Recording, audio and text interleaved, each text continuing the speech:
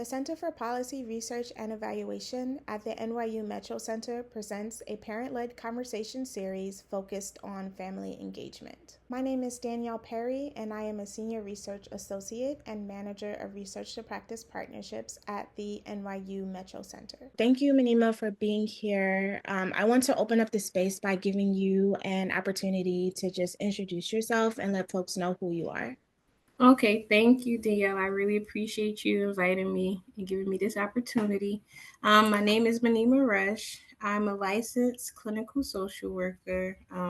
I work right now as a private psychotherapist in Bloomfield. I work with families, couples, and adult individuals doing therapy sessions online and in person. I was born and raised in Newark, New Jersey. I received both my undergraduate and graduate degrees from Rutgers University, New Brunswick campus.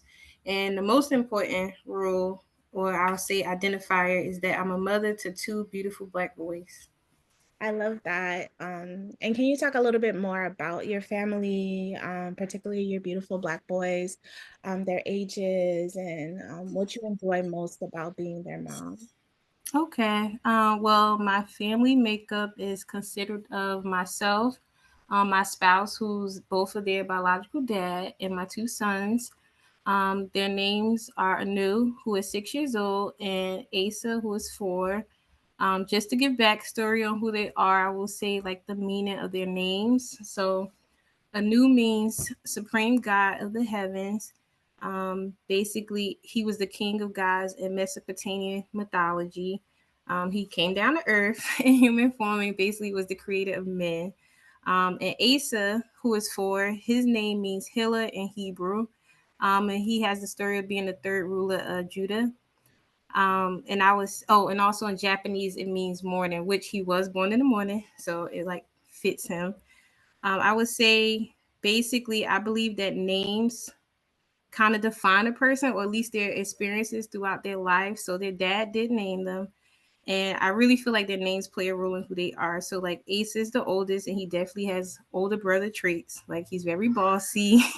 He likes to treat his brother like that's his child. He's very gentle with him, but in the sense of like he wants to do everything for him, looks after him. And he just wants to teach him everything because he feels like he's the big brother and he knows everything. He's very inquisitive, I would say. He loves to learn new things. And I always say it's best to know a little about a lot versus a lot about a little. So whatever he asks, I'm always answering questions. I can't stand when people say, "Oh, because I said so." Like, no, give them an actual reason why. So that's our thing. As far as Asa, I call him my authentic sunshine. He's very authentic. Like he's always gonna be himself in whatever room he enters. Everyone's gonna know he entered the room. That's just his personality. But he loves people. So by the end of the day, everyone's gonna know he's in the room and they're gonna love him. And he just wants everyone around him to be comfortable and happy. So I feel like that describes the kids. Yeah, I love that. And thank you for taking the time to express the meaning of their names. Names are such an important part of a person's identity. And so I think that the intention in which you described in their names is so important. And thank you for sharing that with us because I think that that helps us understand who your children are a little bit more and also helps us understand who you are as a mother a little bit more. So Yes. I want to ask a question, and feel free to answer this in whatever way makes sense to you. But can you tell me a story that describes who you are? I'm thinking about your individual values and your beliefs, and even the way that you approach parenting. You know, you mentioned that it's very important for you to communicate with your kids and like talk things out versus just giving them direction. So can you tell me a little bit of story of kind of like who you are, like what makes you think that way when it comes to the approach that you use with your parenting? Um, Hmm. So I would say it's a lot of things coming to mind. What I would say overall is my outlook on what I thought parenting was prior to having kids has completely changed now that I created like my own family. And I'll say like so. Let's say for instance, growing up, I was raised by two like parents that didn't live in the same household, but they co-parented. And because it started so young, like I know my stepmother since I was 2, so she was just from my memory, she was always there. Same with like my stepfather, I've known him since I was 9. So it's I was used to having 4 parents, and my parents always lived at least 10-minute driving wise away from one another. So I always thought like, oh, all co-parenting look like this. Like technically now they'll say healthy, right? So my mom went to my dad's wedding, my dad went to my mom's wedding. They were all 4 of them would hang out even when I wasn't around. So I just always thought that was co-parenting. So in my way of looking, I didn't feel like, oh, parents don't have to be together in order to raise healthy children and have a good family. So I always thought co-parenting was pretty like fine. I didn't think of it as like two parents, like the importance of why two parents had to be in the house. Because I feel as if I grew up pretty fine compared to some people I know who had 2 parents in the house. And I always thought, oh, when I have kids, if we're together, we're together. If we're not, we're not. Like, long as the kids are taken care of. And I would say that is perfectly fine if that's someone's family makeup. That is perfectly fine as long as you both know what's important, which is the children, and on the same page. But once I actually had my first son, I was like, oh no. And just seeing what having both parents in the house, like, oh, it does have meaning when you don't have to call a parent or the parent don't have to drive to you or things like that.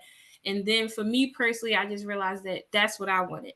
As long as it's healthy, though, I will always say it's not about having 2 parents in the house, but more so as long as it's healthy.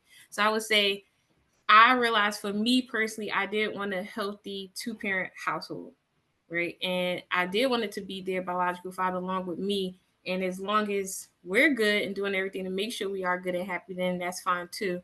So once having my first son and then 2 years later have my second son, I just realized that okay, I have two little people who I created, but not only that, I get to mold, right? And any interaction, not just what I'm telling them, but what I show them on a regular basis. Because I don't like when parents be like, I told you, but what are you actually showing them, right?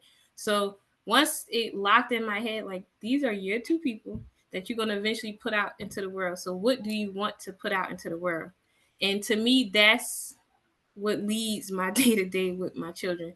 Like I want to be able to teach them things and show them things that whether I'm here or not, they know how to survive on their own.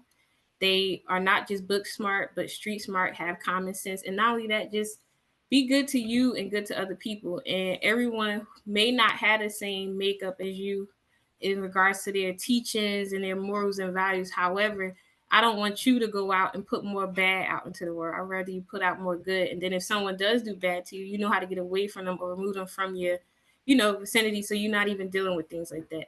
But ultimately, my dad always taught me because he loves like Animal Planet and things like that.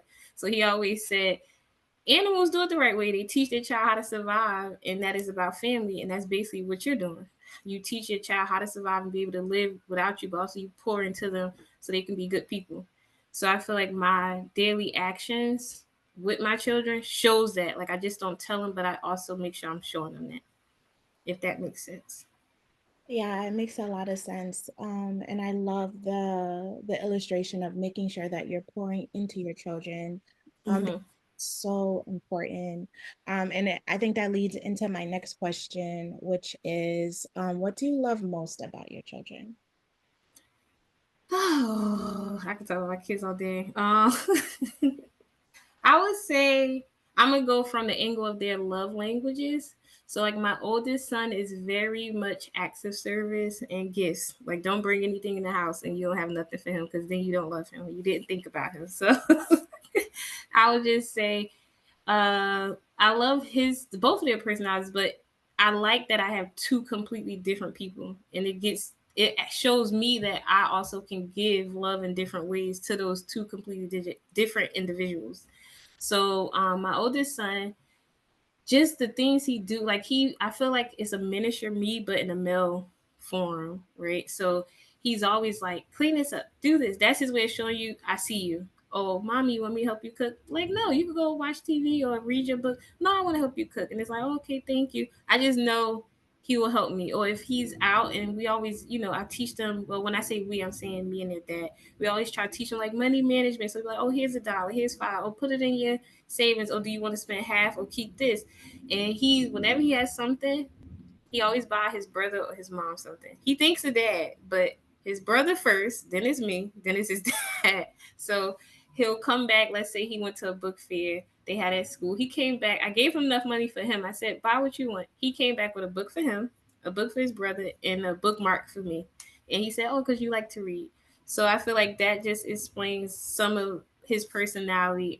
He's very goofy. He's serious but very goofy with me and his brother. So I just love that I have a mini me that's a male version because I always want to see myself like if I was a man. So I feel like I get to see that with him, and it's cute. And as far as my youngest son, his love language is definitely physical touch and words of affirmation. I had to learn because oh my god, he will like smother me, like be under me all day. But he's so nice. So I'll give something he does every morning. Every morning I wake him up first since he's still in daycare and gets the nap versus waking up my oldest first because he stays up once he's up. So I'll wake him up and in the morning we'll do our morning hygiene together. But he likes to wipe like the cold out of my eye himself. And he's like, no, mommy, let me do yours. So one morning his brother woke up first. And I was like, you didn't wipe. He's like, no, wipe that yourself. But I was like, see, my little baby would have wiped it for me. So that's just like the personality. So I feel like I just have two different people who love on me and I get to love on them in different ways. And more than anything, we laugh a lot. Like I like to laugh a lot. And I also like to teach them just emotional intelligence. Like it's nothing wrong with crying. It's nothing wrong with being upset. And I'm learning from just my experiences being a woman. Like boys are very emotional, but it's expressed very differently than girls. So my main thing is teaching them like it's nothing wrong with having emotions, but I would like you to be able to express it verbally. And you don't have to cry all the time. You don't have to get angry all the time. Say what's wrong, and it's not just mad, angry, sad, like frustrated, disappointed, let down. Like use. I share a lot of different words, and they're very intelligent in the sense of being able to express themselves and get off what they have to say. So I really like that. I would say that I feel like I have two little best friends who I can literally talk to about anything at their level. I love that. And I think just the way that you described your children and their different personalities and their different needs really speaks to what we talk a lot about within my field as educators and researchers who focuses our work on families, family engagement, and school learning, is that parents really are the experts on their children and Mm-hmm. understand specifically what children need and how they best learn and how they best receive. And so I want to kind of transition the conversation to thinking a little bit more about that. And I want to know, what do you believe are the things that are most important for your children to have in their schooling experience that would best support their learning? And I think the second part of the question is, how do you convey this to their educators? Okay. Well, I would say definitely I realized both my sons learn in different ways. So whenever they are like, so basically they went from daycare, being homeschooled first to daycare, because I was fortunate enough to be able to keep them both home until they were one. So by the time they got in daycare, they didn't know like their name, their body parts. Like I just felt more comfortable like that. I needed them to know how to say their name, body parts, and what's privacy.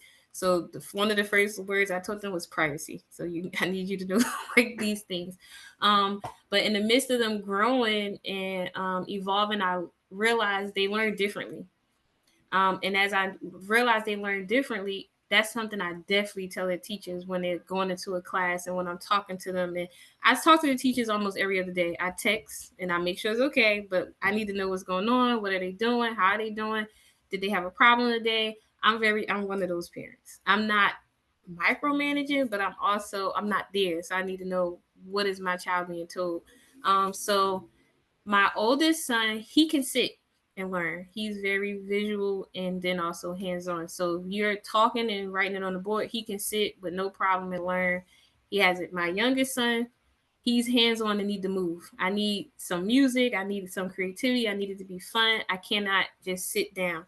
So that stuff that's expressed by me to their teachers. Of course, I know my children aren't the only children in the class. So you're not going to always get it 100% your way. However, I feel like if you know who you're dealing with as a teacher, it helps when it comes to being able to educate them because everyone doesn't learn the same way. So that's something I definitely express, but also with my children, I try to put them in settings where it's like, okay, you're going to have to sit for some time. As you get older, you're not going to get to nap. You're not going to be able to just get up and move because you're not homeschooled anymore, right? You out in the world. And I feel like I value homeschooling, honestly. I prefer homeschooling. However, because I also understand my children aren't going to just be with me, their siblings, and dad all day.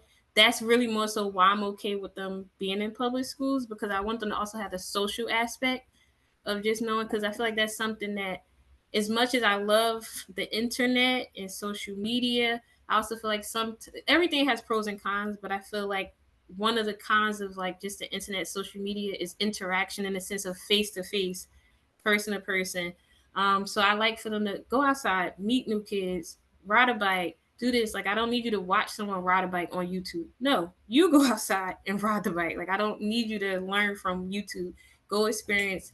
And I love for kids to fail because that teach you a lesson. And it's okay to make mistakes. Now I want to see you be resilient and get back up and do it again. So those things are things that's explained to them as well as their teachers. And I feel like one of the main things I definitely look for when they're in school is diversity. I'm not saying all the teachers have to be a person of color. Like the school they're in now, the owner of the school is from Pakistan. The director is from Haiti. The actual employees, the teachers, you have Caucasian, you have Black, you have Hispanic, you have Asian, and then as far as the kids, is very melting pot, like it's mixed. A lot of different kids you have, and I like that because I want the kids to see not only that, and but also a man working in the school, a woman working. Like I like the diversity. So sometimes I feel like with boys, I realize when they get to a certain age, they kind of be more combative with women, and sometimes boys need like a man around to be like, no, control yourself, control this, do this. I'm not saying a woman can't teach a boy that. However, it's just some things boys going to go through that men are able to teach them, just like it's some things girls are going to go through that only women can really teach them about themselves. So I like that type of diversity of different sex as well as different races and ethnicities. That's important to me. So it seems you're talking a lot about representation and the importance of that, Mm-hmm. as well as like leadership and folks being able to making sure that children are able to take direction and understand how to regulate their emotions in different types of settings, which I think are Mm-hmm. all the things that are very important as children age and become adults, understand Mm-hmm. how to do all of those things existing in a broader society. So you talked a little bit about how you engage with your children's educators.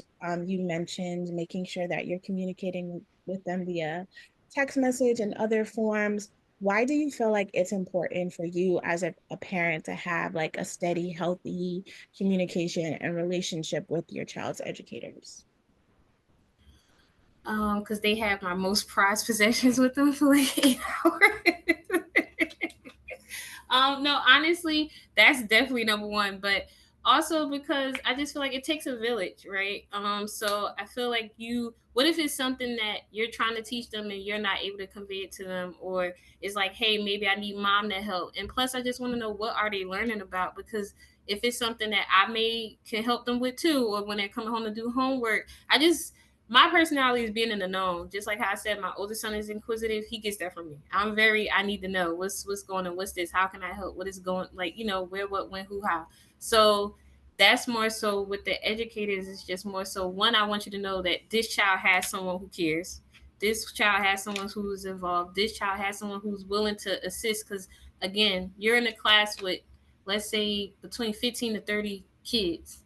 you're not going to be able to help one child for hours, or give them the full attention they need. So, hey, from what you seen with them, what was this, what the homework you got back or the classwork, what did they have difficulty in? Because, hey, I can come home and help them with it more. So I make your job easier. So I feel like it's teamwork, where it's just more so being able to collaborate and knowing that the main thing is the children actually learning and getting through what they need to get through. And I feel like just with my experiences with their teachers, you know, you grow to care about the people who are with your children and caring for your children. So I don't know. That's just, I don't know. I'm just very involved and hands on. And I think that that's great because one of the things that is really important when we're thinking about the overall learning outcomes of students is making sure that families and educators have this relationship like you just described so Hmm. that families are able to support learning in the classroom, but also so families are aware of what's happening so they can supplement that material at home. But what we Hmm. also want to see happening is just the eloquent ways that you described, like what your children need and how they best learn, your ability to convey that to the educator so that they can say in this moment, like, oh, Anu is really struggling with this piece, but I remember his mom said to me, he needs XYZ. And so now I'm Hmm. able to work with him more directly in the moment. When we don't have this communication that you just described happening between families and educators, that can't happen. And so oftentimes, like, particularly what we see with students of color is labeling them as disruptive, um, Hmm. or disorderly or hyper or not able to learn. But what we really need to see happen is more of what you just described, of me forming a relationship with my educator, letting them know what my child needs specifically, and also letting them know that I'm here to support. I'm not just here to micromanage or criticize what you're doing in the classroom. I actually want to be present and supportive in the best ways that I can.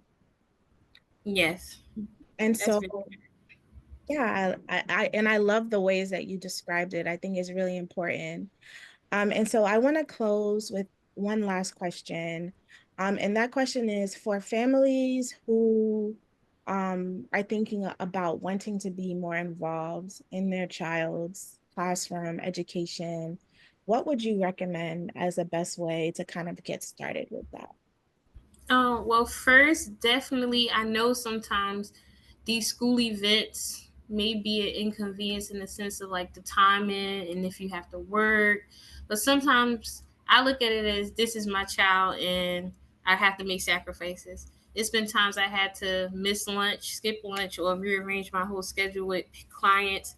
But be present. You're not going to make everything. No one's saying you have to be there for 100% of everything, but being present at these events so you can actually mix and mingle, even if it's a good 15, 20 minutes. Okay, let me introduce myself to the teacher. Let me actually ask them, is it okay if we can exchange numbers or emails? Sometimes it's just an email. And we don't have to speak every day. It could be a weekly check in or something like this at the end of the week. Or do you mind sending me an email with things? So I would say just developing that comfortability or boundaries that they feel like is good for them as well, where you can have open communication to showing up to certain events so you can just see how the school is running. Like sometimes they can put on a nice presentation on those days, but hey, let me actually come in one day and actually ask if I can sit in and see this. Like it's just you just want to know where your child is at and what's going on. So I feel like having that open communication with boundaries, being able to show up, and then most importantly, talking to your children. So like whenever I pick my children up literally every day, I say like, "Hey, how was your day?" And do not tell me one word. Don't give me a one word. I don't want to hear good, okay, like detail. Who and then I'll sometimes as they get older, you can just say, "How's your day?" and they can run it down. But when they're younger, it's more so like, "What did you eat for lunch? Who sat with you at lunch? Oh, how did you feel when you went to take a nap? Oh, what did you do on the playground? Oh, what did you learn today? Oh, repeat to me what you learned today. Was it any part of the day where you felt sad? Was it any part of the day you was really happy? Was it any part of the day someone hurt your feelings? Did anybody make you feel uncomfortable?" So I went down all these questions. Like when I picked them up, it's just a change in the questions and accent because sometimes you'll also learn that it may not even be the teacher. It could just be your child not feeling comfortable with the class they're in, or your child feeling like this class is so turned up and fun, I can't focus because I want to keep playing and laughing with all my friends. So sometimes it's not even just the educator. It could just be your child, or sometimes it could be the educator. But again, it all boils down to communication with the educators, developing that relationship, and then also the communication with your child, and then just seeing, okay, this is ideally what I want for my child. So how can I somewhat implement it, whether it's through the teacher or through my child, so they can learn what needs to be learned or that I want them to learn. That's great. So I just want to close by thanking you for sharing some of your knowledge and expertise with everyone today. I think it's really important to highlight the stories, particularly of families, as they talk about the ways that they prepare their children to be successful in school. And so thank you for sharing your story with us today. Any final thoughts or comments before we close out? Well, I want to say thank you for even inviting me and having me on your platform is much appreciated. um and I just would also say that I would ask parents to really think about that this is your child you created and this is who you're molding. And when you're putting something out into the world, what do you, it represents you ultimately, right? So overall, think of this is something I'm putting out into the world that represents me, but how will it also affect the people it interact with? And I think if more people thought about that with their children, then they'll also be more conscious about their own actions and what they're doing, so that way they can mold and raise children who are great and beautiful and intelligent and offer so much, but also know how to care for other people as well. So I would just end it with that. You beautiful closing segments. Thank you again. Thank you. To find more resources on family engagement and parent leadership, please be sure to check out the Center for Policy Research and Evaluation's website, including our research brief series on engaging student and family voice.